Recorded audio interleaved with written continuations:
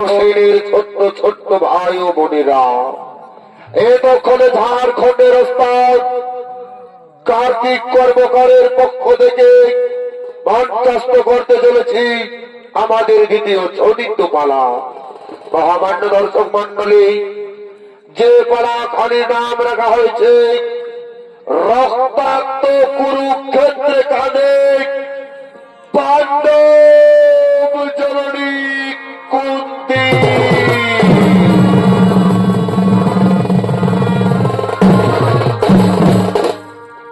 মহামান্য দর্শক মন্ডলী, কাঁদছে সজন হারা মায়েরা, সন্তান হারা মায়েরা, কাঁদছে। শুধু দর্শক মন্ডলী, আপনারা তো সকলেই মহাভারত দেখেছে, কেউ দেখেছেন টিভিতে, কেউ দেখেছেন সিরিয়ালে। শুধু দর্শক মন্ডলী, আজ সন্তান হারা মায়েরা হাহাকার করে কাঁদছে। মাননীয় দর্শক মন্ডলী, মহাভারতে কৌরব এবং পাণ্ডবদের মধ্যে হয়েছিল মহাযুদ্ধ। কিন্তু কেন হয়েছিল? তারা তো ভাই ভাই। কেন হয়েছিল তাদের মহাযুদ্ধ? কি ছিল এর রহস্য? শুধু দর্শক মন্ডলী, এর কারণ ছিল ওই গান্ধার নরেশ শকুনি, যে ছিল দুর্যোধনের মামা, অর্থাৎ দুর্যোধনের মামা। সে চাই না ওই কৌরব এই কুরুক্ষেত্র যুদ্ধে জয়লাভ করুক। সে চাই কৌরবদের বিনাশ, হস্তিনাপুরের বিনাশ। কারণ তার একমাত্র যে বোন ছিল গান্ধারী, তাকে সে নিজের জীবনের থেকেও বেশি ভালোবাসত। সে সব সময় চেয়েছিল একজন সুরাজ পুত্রের সঙ্গে তার বিবাহ দেবে। কিন্তু তার বিবাহ হয়েছিল অন্ধ ধৃতরাষ্ট্রের সাথে। এই অপমান সে সহ্য করতে পারল না। তাই তো সে মনে মনে প্রতিজ্ঞা করল, ধ্বংস করে দেবে ওই কুরু বংশ, ধ্বংস করে দেবে ধৃতরাষ্ট্রের বংশধর, ধ্বংস করে দেবে হস্তিনাপুরের বংশধরকে। তাই তো মহামান্য দর্শক মন্ডলী মনে মনে ভীষণ প্রতিজ্ঞা নিয়ে আগমন করছে গান্ধার নরেশ শকুনি।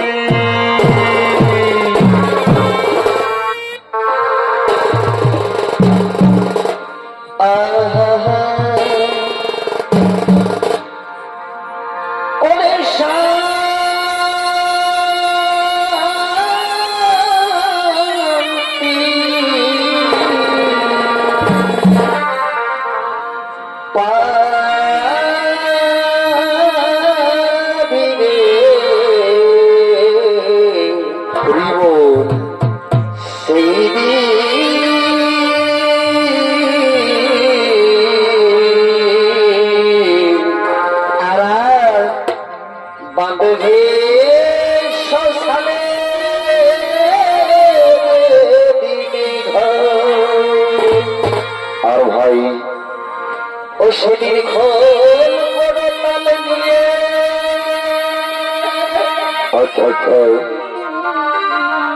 এই মুখে হরি বল বলে ওরে খোল করে বড়িবা এই মুখে হরি বলে। আচ্ছা সুয়াইরে চিতা নিউপা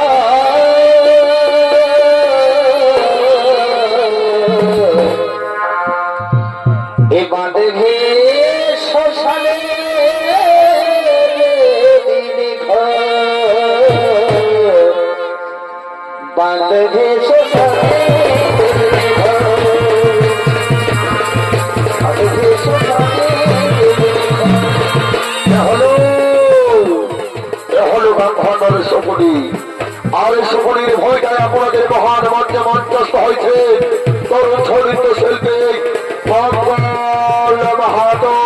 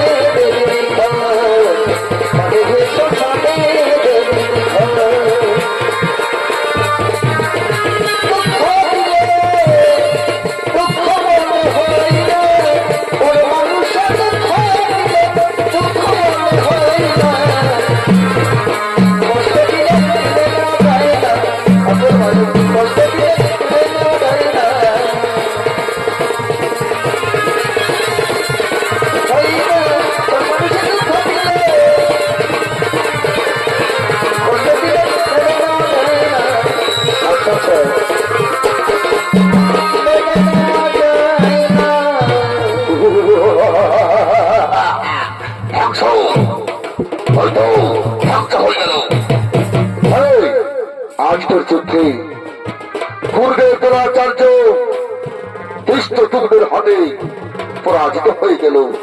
ধ্বংস, ওই দুর্বংশ ধ্বংস হয়ে যাক। কিন্তু মাননীয় দর্শক মন্ডলী, আমি তো দুর্যোধনের বাবা, তা আমি তো তাদের হয়ে যুদ্ধ করছি। তাহলে কেন কেন আমি তাদের ধ্বংস চাইছি, কেন আমি তাদের বিনাশ চাইছি? এর আসল কারণ আপনারা শুনতে চান? মাননীয় সুরী দর্শক মন্ডলী, এর করুণ কাহিনী কি আপনারা শুনতে চান? না,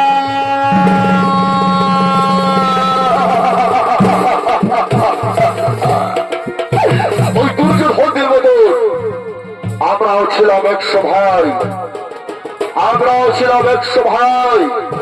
একদিন ধৃতরাষ্ট্রের দল, মহাময় বিশ্বের দল আমাদের বন্দী করলো অর্ধকূপ কারাগারে। প্রতিদিন একজনের খাবার দিত, সেই খাবার আমরা সবাই মিলে ভাগ করে খেতাম। মনে হয় আজ মরব, মনে হয় কাল মরব। তখন আমাদের পিতা বলল, সুরপুত্রগণ, এভাবে তো সবাই মারা যাব, যে কোনো একজনকে বেঁচে থাকতে হবে। যে নিতে পারবে প্রতিশোধ, আমি নিলাম সেই দায়িত্ব। চোখের সামনে আমার 99 ভাই ও আমার পিতা মারা গেল।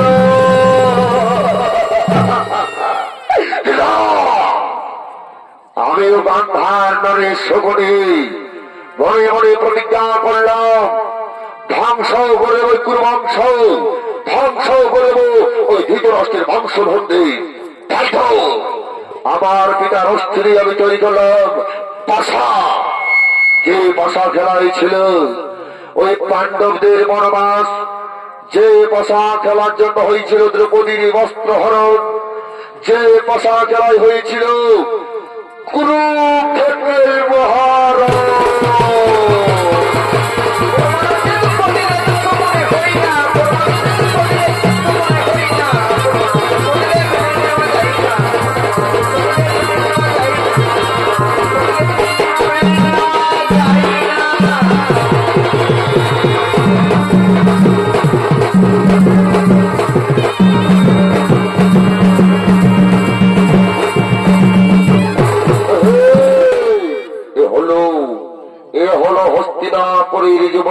দুর্যোধন।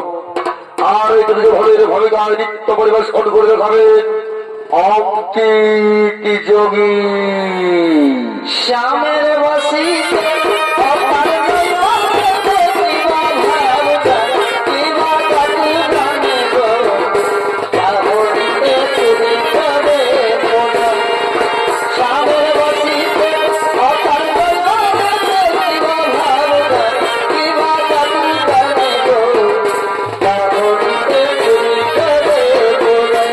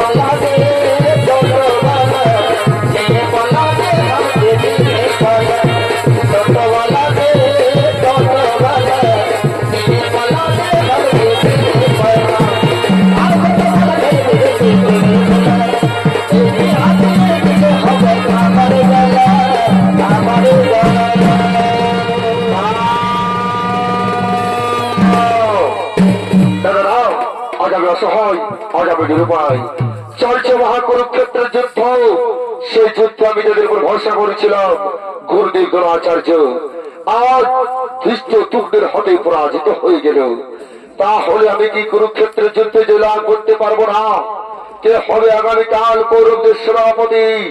শোনো দাদা, আমরা বলছিলাম কি আগামীকাল সেনাপতি হবে আমাদের ভাই দুঃশাসন। না, তার ভাই দুঃশাসন নয়, দুঃশাসন নয়। মনে রেখো, ওই কুরুক্ষেত্রের ময়দানে যতক্ষণ গান্ডের ধারী অর্জুন থাকবে আমরা কিছুতে যুদ্ধ জয়লাভ করতে পারবো না। তাই আমি ঠিক করেছি আগামীকাল সেনাপতি হবে আমার মিত্র অঙ্গরাজ কর্ণ। চমৎকার চমৎকার চমৎকার। তাই এসো আজ আমার সকলে মিলে ডাকে সে অঙ্গরাজ কর্ণকে। দিদি না না না এই বলে পরিবার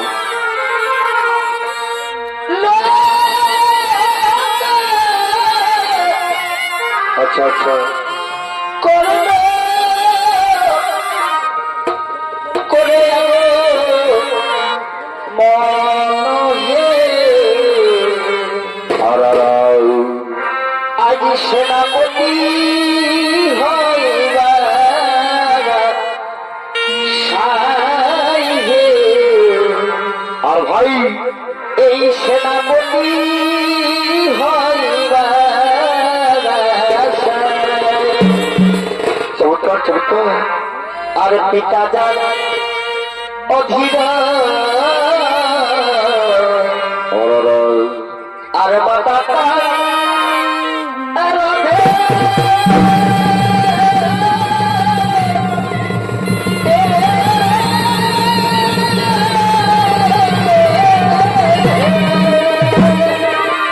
আচ্ছা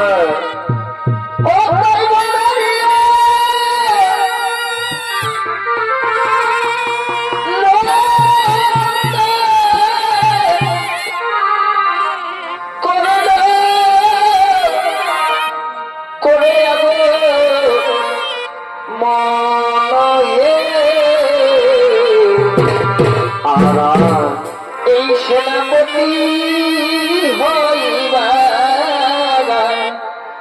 সাই হে। পরিবার সেনাপতি হইবা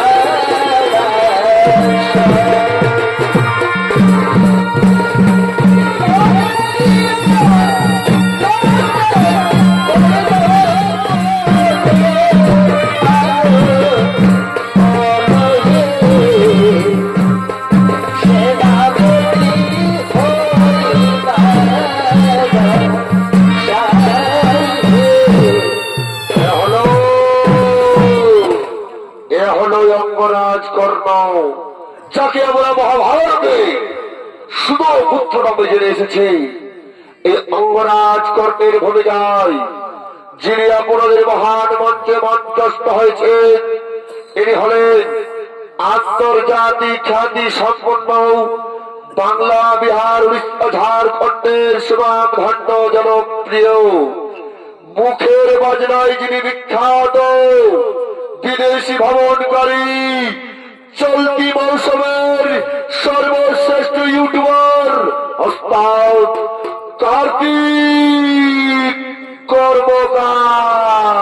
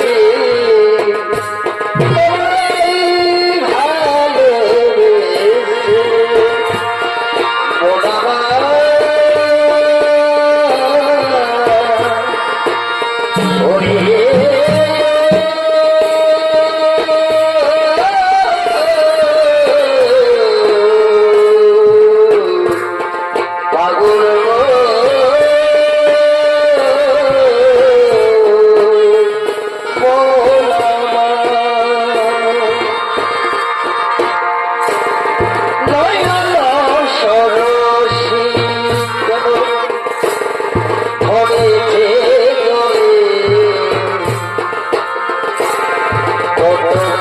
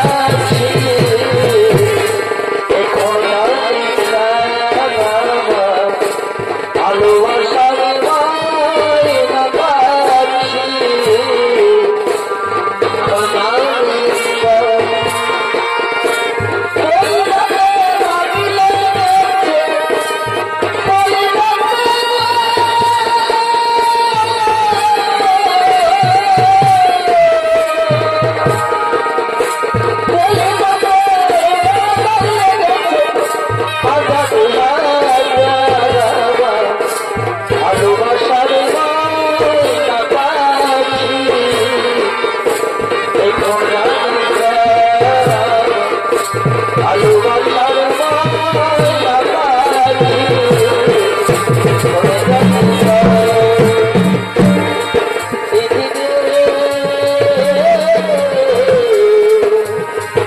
আমায় ছাড়া রঙ্গ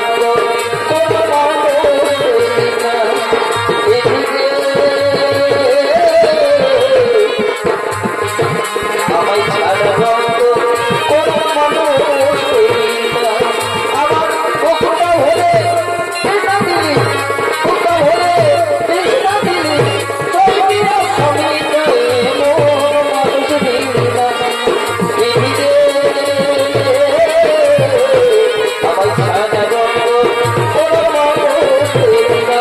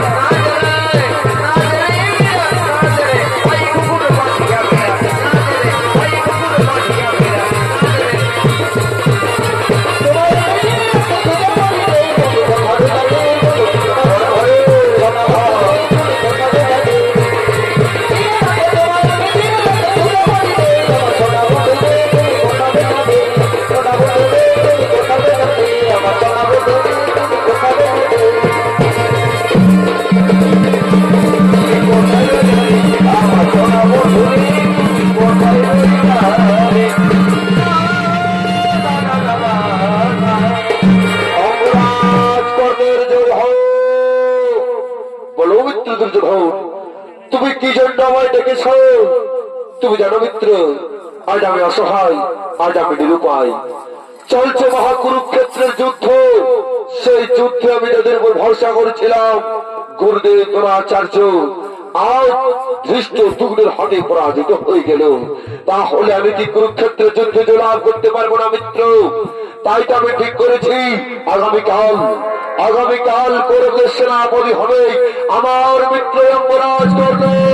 চমৎকার চমৎকার চমৎকার বন্ধু, আমি তোমার এই ঋণ কোনদিন শোধ করতে পারবো না।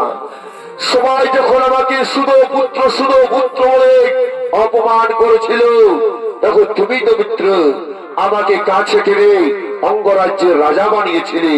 আমিও তোমায় কথা দিলাম মিত্র, ওই অর্জুনের মস্তক এনে আমি তোমার পদ ধরে ফেলবো।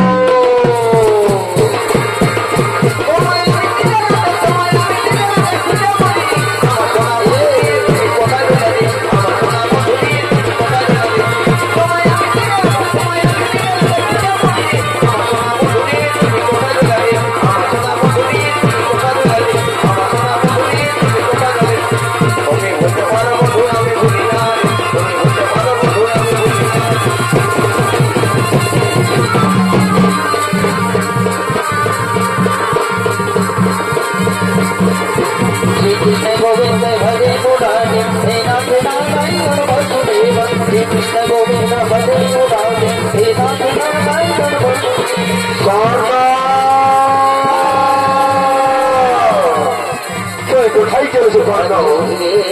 ভাবকালে তুমি কোথায় চলেছো? ভগবান, আমি যে আগামীকাল কৌরবদের সেনাপতি নিযুক্ত হয়েছি, তাই তো আমি সূর্য বর্তমানই করেছি মাধব। না করছো না, তুমি ফিরে এসে কর্ণ, তোমার আজ পাণ্ডব শিবির অপেক্ষায় রত, তুমি ধর্মের মধ্যে এসো। না মাধব, আমি কিছুতেই যেতে পারবো না মাধব। আমি যে আমার মিত্র ধনকে কথা দিয়েছি, ততক্ষণ আমার দেহের প্রাণ থাকবে, আমি কিছুতেই তার সাথে বিশ্বাসঘাতকতা করতে পারবো না। তুমি ফিরে যাও মাধব, তুমি ফিরে যাও।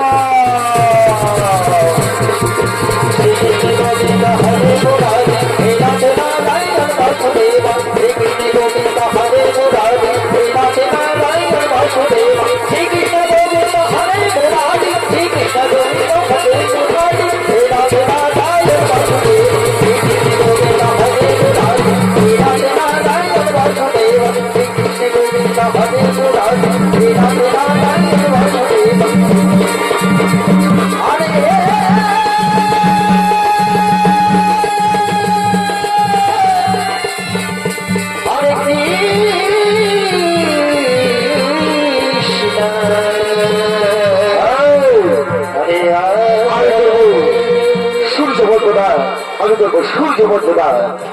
ও সূর্য দেবতাই নমঃ, ও সূর্য দেবতাই নমঃ, ও সূর্য দেবতাই নমঃ, ও সূর্য দেবতাই নমঃ।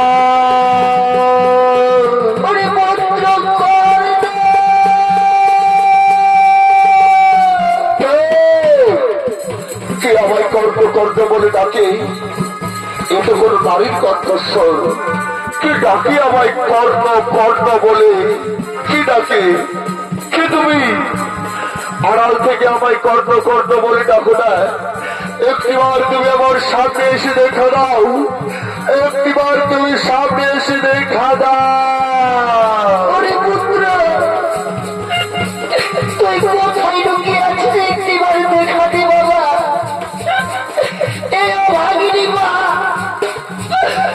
কতবার আজ আমার কর্ণ করবো বলে ছুটে ছুটে কাটছে। দেখা দে পুত্র, কোথায় আপনি একটিবার দেখা দে। ওরে পুত্র,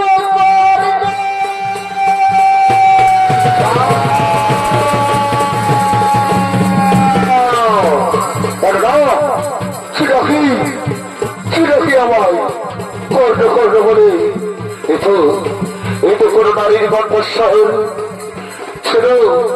এটা শুনে যেন মনে হচ্ছে চুপ চুপ করে তার সাথে আমার কোনো সম্পর্ক রয়েছে?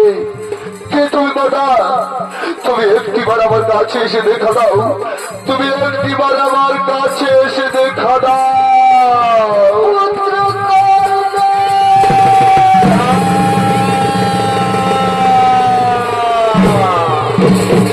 দেখে অর্জুন জননী কুন্তি, পাণ্ডব জননী কুন্তি, প্রণাম প্রণাম, তব চরণে মাতা শত করি প্রণাম।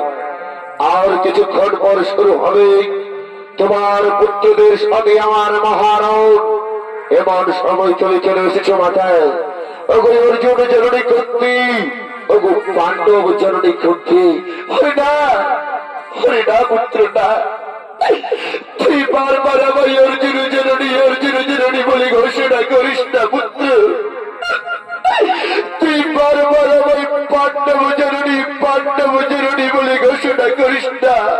মা, অর্জুন জননীকে অর্জুন জননী বলবো না তো কি বলবো মাতা? পাণ্ডব জননীকে পাণ্ডব জননী বলবো না তো কি বলবো?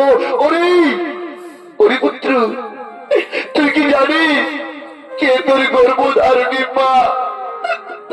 তুই কি জানিস পুত্র কে তোকে জন্ম দিয়েছে? তুই কি জানিস কে তোর জন্মধাত্রী? মা, আমি জানি না কে আমার জন্মধাত্রী, তবে আমি জানি মা, এই অধীরথ মোর পিতা আর এই রাধাগুর মাতা। তবে তবে আমি আর একটি কথা শুনেছি মা, কোন কি হতভাগিনী নারী, কোন কি হতভাগিনী মা আমাকে জন্ম দিবার পর ওই নদীর জল ভাসিয়ে দিয়েছে। মা, তুমি কি জানো কে সেই অভাগিনী মা সে আমাকে জন্ম দিবার পরে নদীর জলে ভাসিয়ে দিয়েছে? তুমি কি জানো মা? ওরে হরি পুত্র, আমি জানি বাবা, কে তোকে জন্ম দিয়েছে, কে তোকে পৃথিবীর আলো দেখিয়েছে। মা, তুমি জানো কে আমার জন্মধাত্রী, কে আমার গর্ভধারিণী? তুমি জানো? আমায় বলে দাও না মা, আমায় বলে দাও না। হরি পুত্র, তুই শুনতে চাস কে তোকে জন্ম দিয়েছে? তুই জানতে চাস কে তোকে 10 মাস 10 দিন গর্ভে ধারণ করে এই পৃথিবীর আলো দেখিয়েছে? তুই জানতে চাস? হে মা, আমার বলো মা, আমার বলো। ওরে ওই পুত্র, তাহলে তুই শোন, যে তোকে জন্ম দিয়েছে, যে তোকে পৃথিবীর আলো দেখিয়েছে পুত্র, সে আর কেউ নয়, এই হতভাগিনী অর্জুন জননী কুন্তি।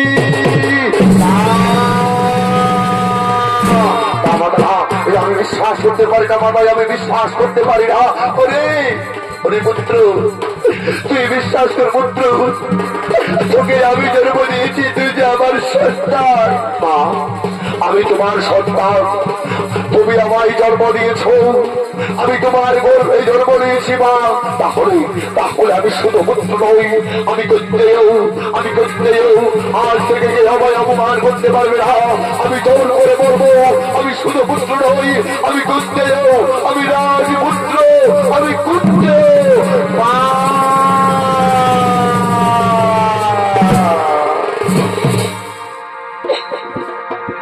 এই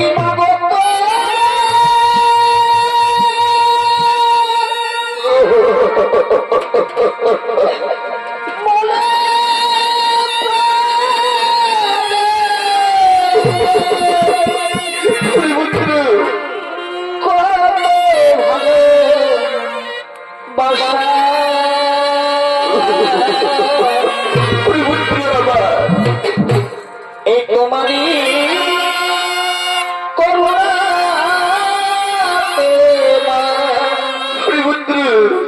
এই পৃথিবীতে মাগো তোমারই করুণা, এই পৃথিবীতে পুত্র আমার মাগো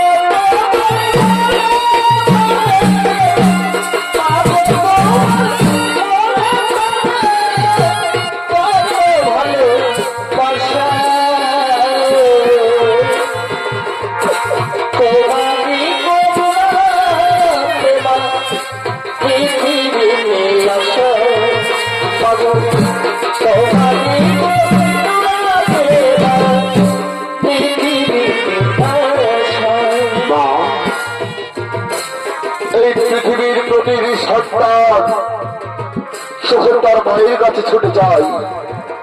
তার মা তাকে কত আদর করে তাকে কোলে তুলে নেই। তুমি আমায় আদর করবে না মা, তুমি আমায় কোলে তুলে নেবে না? ওরে আয় পুত্র আয়, তুই আমার কাছে আসে না, তুই আমার বুকে আয়।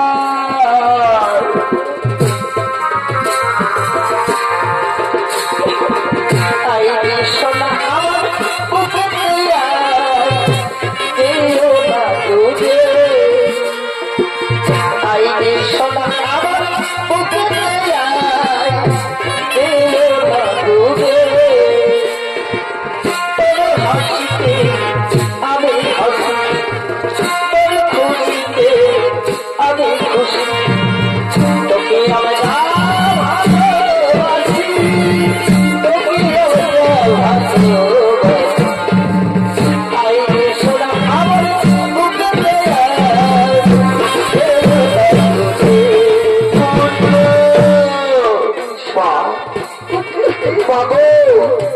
আমি তোমার গর্ভে জন্ম নিয়েও আমি কেন তোমাকে দিতে পারিনি মা? আমি তোমার গর্ভে জন্ম নিয়েও আমি কেন তোমাকে দিতে পারিনি মা?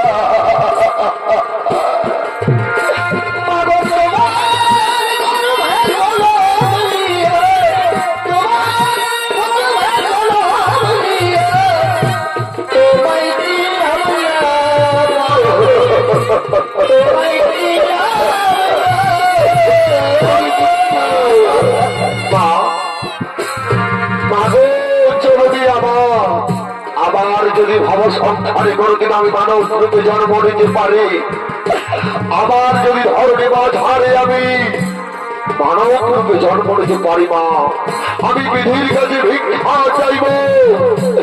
আমি জনম জনম ধরে যেন তোমার গর্ভেই জন্ম নিতে পারি মা, আমি যেন তোমার কোলেই ফিরে আসতে পারি মা।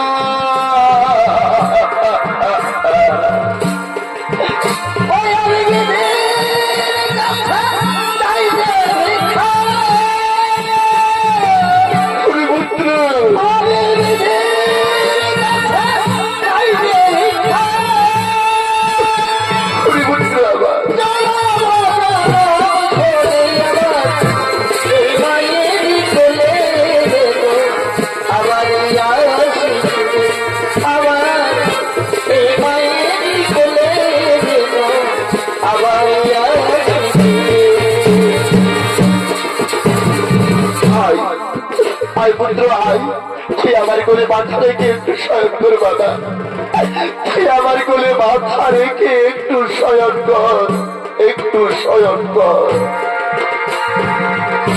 মায়ের মতো আর কেহ নাই, মায়ের মতো আর কেহ নাই, এই ভব সংসারে ভেবে দেখো না, ভেবে দেখো না। কি সুন্দর আমার মায়ের কোল, চাই না আমি রত্ন সিংহাসন, চাই না আমি স্বর্ণে রত্নে ওরা স্বর্ণ সিংহাসন। মা আজ আমি তোমায় একটি কথা বলবো মা, তুমি আমায় উত্তর দেবে। কেন কেন তুমি আমাকে তোমার মায়া মমতা স্নেহ থেকে দূর করে রেখেছিলে? কেন তুমি আমাকে আমার পঞ্চ ভাইয়ের ভালোবাসা থেকে বঞ্চিত রেখেছিলে মা? তুমি আমায় উত্তর দাও, তুমি আমায় উত্তর দাও। ওরে পুত্র, তুই সত্যি চাস? কেন কেন আমি তোকে আমার ভালোবাসা থেকে দূরে সরিয়ে রেখেছিলাম? তুই জানতে চাস কেন তোকে আমি তোর পঞ্চ ভাইয়ের ভালোবাসা থেকে দূরে সরিয়ে রেখেছিলাম? তাহলে শোন, তাহলে শোন পুত্র। ওরে ওরে পুত্র, আমি যেদিন তোকে প্রথম দেখেছিলাম হস্তিনাপুরের দরবারে, আমি তো তোর বুকের কবজ কুণ্ডল থেকেই চিনেছিলাম তুই সেই আমার হারিয়ে যাওয়া সন্তান, যাকে আমি নদীর জলে বিসর্জন দিয়েছিলাম। ওরে ওরে পুত্র, ওই ওই হস্তিনাপুরের অস্ত্র পরীক্ষার দিনে সবাই যখন তোকে শুধু পুত্র বলে অপমান করেছিল, আমি তো তোকে সেদিনে চিনেছিলাম পুত্র, তুই সেই আমার সন্তান। কিন্তু আমি উঠে বলতে পারিনি, না এ আমার সন্তান, এ আমার সন্তান আমি বলতে পারিনি। কারণ ওরে ওরে পুত্র, আমি তোকে যখন গর্ভে ধারণ করেছিলাম, আমি তোকে যখন জন্ম দিয়েছিলাম পুত্র, আমি যে কুমারী ছিলাম।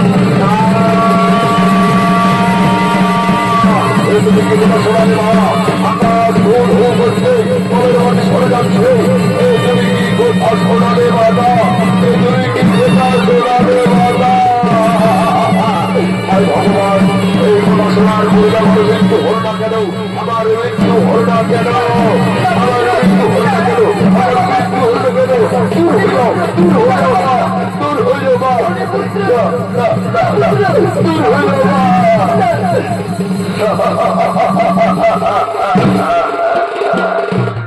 মা, ওগো জননী আমার, কেন কেন তুমি আমাকে জন্মের পর নদীর জলে ভাসিয়ে দিয়েছিলে? কেন কেন তুমি জন্মের পর আমার ঘোড়া টিপে আমাকে তুমি মেরে ফেলোনি? কেন আমাকে বাঁচিয়ে রেখেছিলে? কেন মা, ওগো মা, তোমার ওই দু হাত দিয়ে কেন তুমি আমার ঘোড়া টিপে আমাকে মেরে ফেলোনি? কেন তুমি আমাকে জন্ম দিয়েছিলে মা? কেন কেন তুমি আমার জন্ম দিয়েছিলে? তোমার দু হাত দিয়ে আমার ঘোড়া টিপে আমাকে কেন মেরে ফেলোনি? কেন কেন আমাকে মেরে ফেলোনি মা?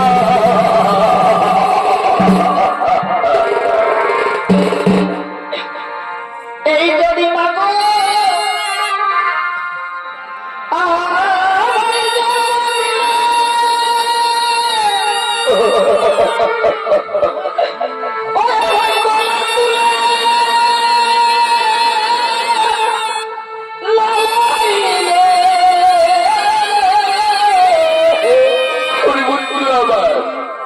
কেন ভাষাইলে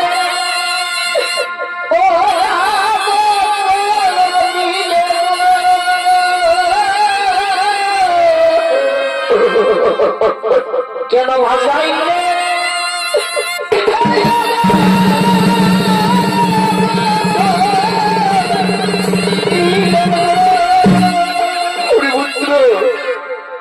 ও তাই কি ভাই আমার পুত্র আবার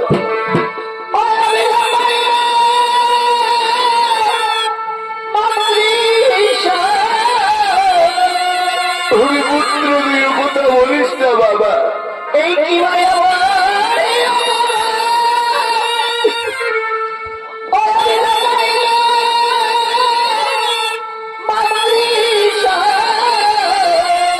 তুমি পুত্র ও তুমি কেন নিজ হস্তে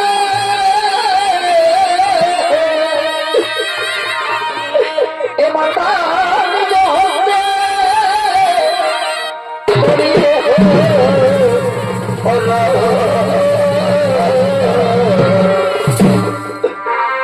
এই ধন্য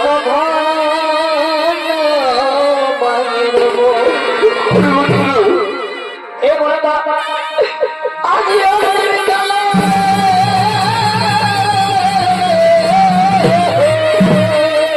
পুত্র আবার কেন আজি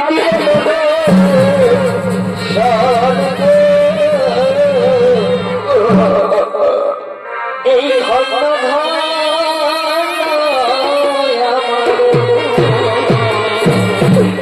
মা, তাহলে আজ তুমি কেন এসেছো আমার কাছে?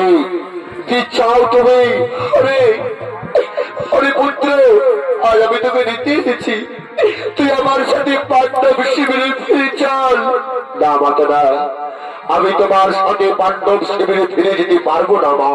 কেননা সবাই যখন আমাকে শুধু পুত্র বলে অপমান করেছিল, আমার মিত্র দুর্যোধন আমাকে কাছে টেনে নিয়েছিল মা। আমি কিভাবে তার সাথে বিশ্বাসঘাতকতা করবো মা? আমি যে তাকে কথা দিয়েছি যতক্ষণ আমার দেহ প্রাণ থাকবে আমি কিছুতেই তাকে ছেড়ে যাবো না মা। আমি যে তাকে কথা দিয়েছি মা, তুমি ফিরে যাও, তুমি ফিরে যাও মা।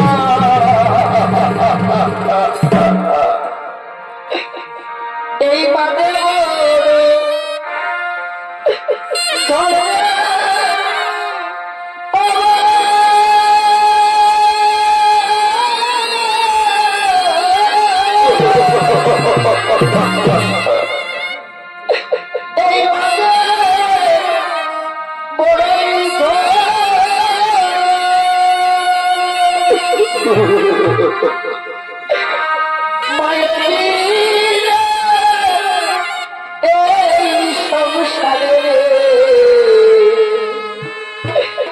কেহ নাই রে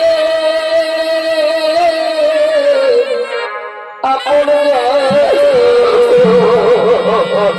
মা, আমি তোমার কথা দিলাম মা, ওই কুরুক্ষেত্রের যুদ্ধে আমি আমার 4 ভাইকে মারবো না। ওই অর্জুন থাকবে না হয় আমি থাকবো, আমি তোমায় কথা দিলাম মা।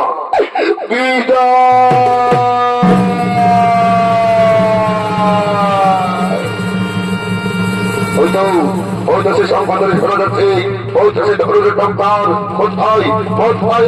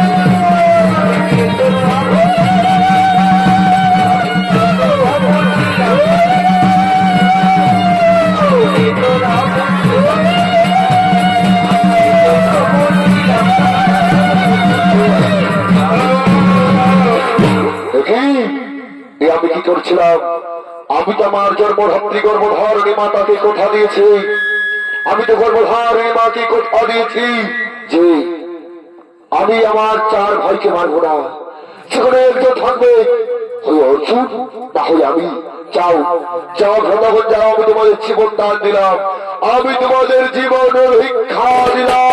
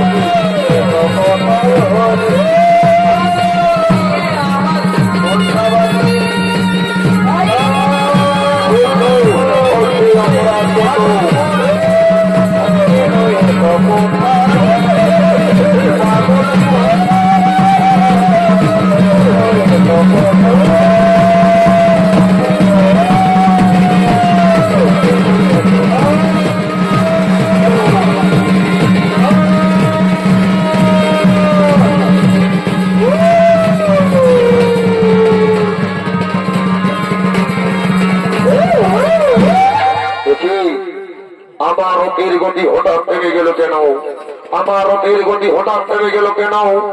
এটি আমার রথের চাকা তো মাটির গর্তে পড়ে রয়েছে। অর্জুন, দাঁড়াও অর্জুন, আমি তোমার সঙ্গে কিছুক্ষণ পরে যুদ্ধ করবো। দেখছো না অর্জুন, আমি নিরস্ত্র, আমার রথের চাকা মাটির গর্তে পড়ে রয়েছে। আমি তোমার সঙ্গে কিছুক্ষণ পরে যুদ্ধ করবো। অর্জুন, তুমি দাঁড়িয়ে দেখছো কি অর্জুন? এই তো সুবর্ণ সুযোগ, তুমি কর্ণকে হত্যা করো। না মানো, আমি কর্ণকে হত্যা করতে পারবো না, কেননা কর্ণ যে নিরস্ত্র, এটা যে অধর্ম। অর্জুন, আজ তোমার অধর্মের কথা মনে পড়ছে অর্জুন? তোমার মনে নেই অর্জুন? সভাকে দ্রৌপদীকে বস্ত্র হরণ করেছিল, তখন কোথায় ছিল তার ধর্ম? তোমার মনে নেই? তোমার মনে নেই অর্জুন? তুমি পুত্র হত্যার পরিশোধ দেবে না, তোমার পুত্র অভিমন্যুকে চন্দ্রবাবু হত্যা করেছিল, ধর্মের পাপী স্বর্গ, তখন কোথায় ছিল তার ধর্ম? অর্জুন, মনে রেখো, এই পৃথিবীতে যার যেমন কর্ম তার তেমন ফল। তুমি কর্ণকে হত্যা করো। কর্ণ, তুমি মৃত্যুর জন্য তৈরি হয়ে যাও কর্ণ। আজ তোমাকে আমার হাত থেকে কেউ রক্ষা করতে পারবে না। তুমি মৃত্যুর জন্য তৈরি হয়ে যাও, তুমি মৃত্যুর জন্য তৈরি হয়ে যাও কর্ণ। আমি নিরস্ত্র অর্জুন, আমি যে নিরস্ত্র, আমি যে নিরস্ত্র অর্জুন, আমি যে নিরস্ত্র।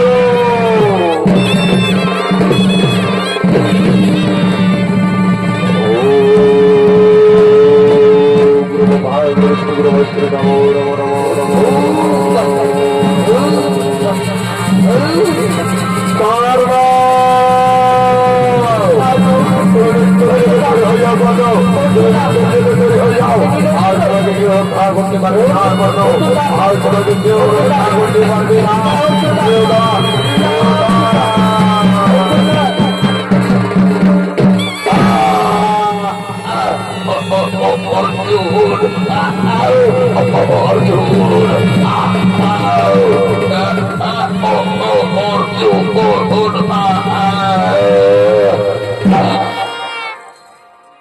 কুরুক্ষেত্রের যুদ্ধে বীর সেনাপতি অঙ্গরাজে কর্ণর সব দেহ পড়ে গেল মাটিতে। সামান্য শক্তি নিয়ে যুদ্ধ করতে এসেছে শুধু পুত্র কর্ণ, শুধু পুত্র কর্ণ, শুধু পুত্র কর্ণ। হেই, আজকের যুদ্ধে আমি জয়লাভ করেছি। এই আনন্দের খবরটি আমি আমার মাতা ও 4 ভাইয়ের কাছে পৌঁছে দেব। মাতা, তুমি কোথায়?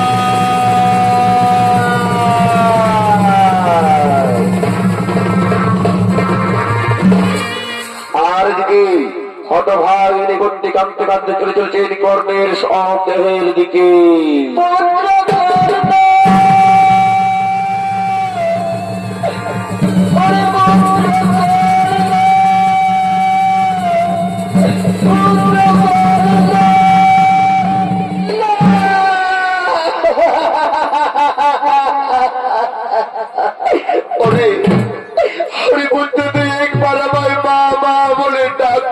পুত্র, তুই আমার একবার বাবা বলে ডাক। ওরে, তুই এইভাবে আমায় ছেড়ে চলে যেতে পারিস না পুত্র, তুই এইভাবে আমায় ছেড়ে চলে যেতে পারিস না। ওগো, ওগো নিটুরু ভগবান, ওগো নিটুরু বিধাতা, এই তোমার কেমন পরিয়াস দয়াময়, যে পুত্রকে আমি এতকাল পর ফিরে পেলাম, আবার তাকে তুমি কেড়ে নিলে ঠাকুর, আবার তাকে তুমি কেড়ে নিলে দয়াময়।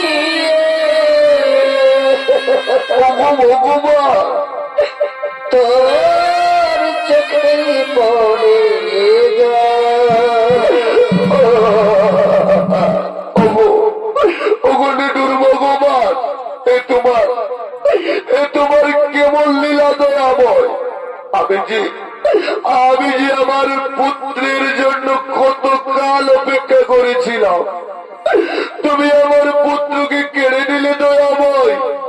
ওগো ভগবান, ওগো ভগবান। ও আমার আব্বা,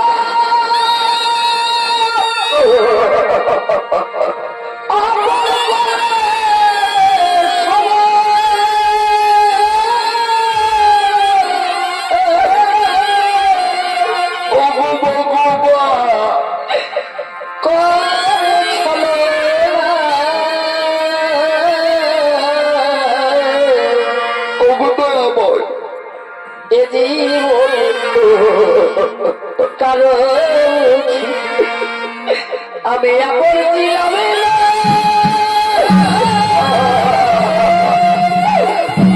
মাতা, তুমি কোথায়? আজকে যুদ্ধে জয়লাভ করেছি মাতা, তুমি কোথায়? মা, দেখি মা, যে আমাদের চিরশত্রু ওই শুধু পুত্র কর্ণ, ওই শুধু পুত্র কর্ণের সব দেহের উপর তুমি অঝরে নয়নের জল ফেলে চলেছে কেন মাতা? হরিণা পুত্র, যাকে তোরা চিরকাল শত্রু বলে মনে করেছিস, যাকে তোরা শুধু পুত্র বলে জেনে এসেছিস, সে যে শুধু পুত্র নয়, সে হলো আমার জ্যেষ্ঠ সন্তান, তোদের জ্যেষ্ঠ ভ্রাতায় অঙ্গরাজ কর্ণ।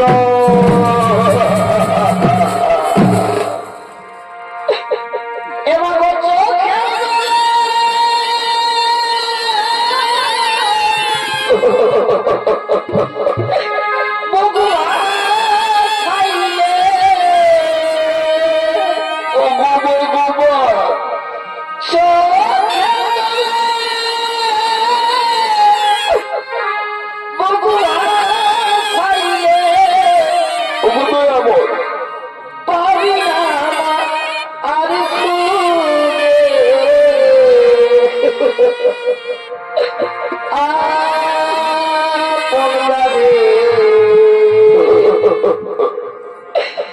ভাবলি বাবু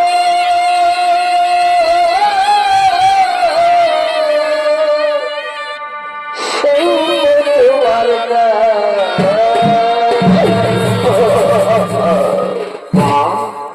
এত বড় কথাটা তুমি আমাদের কাছে গোপন করে রেখেছিলে মাতা।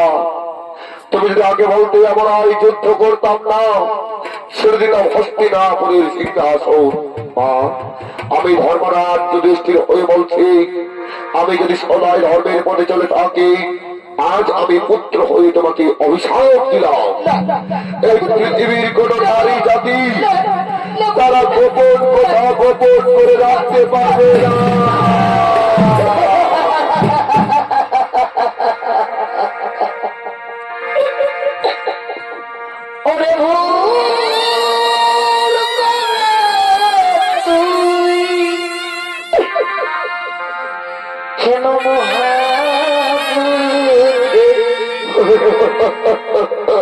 করতে গেলি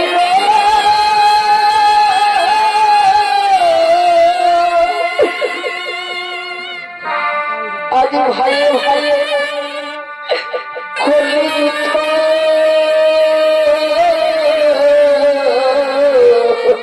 করলি পুত্র, তোরা ভাই ভাই করলি আজ ঘটল পুত্র, ওরে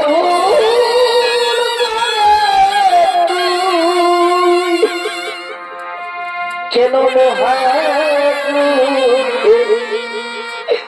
করতে গেলি রে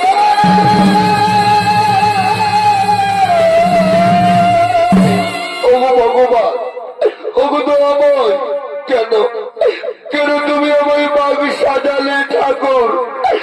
কেন তুমি আমার বাঘ সাজালে?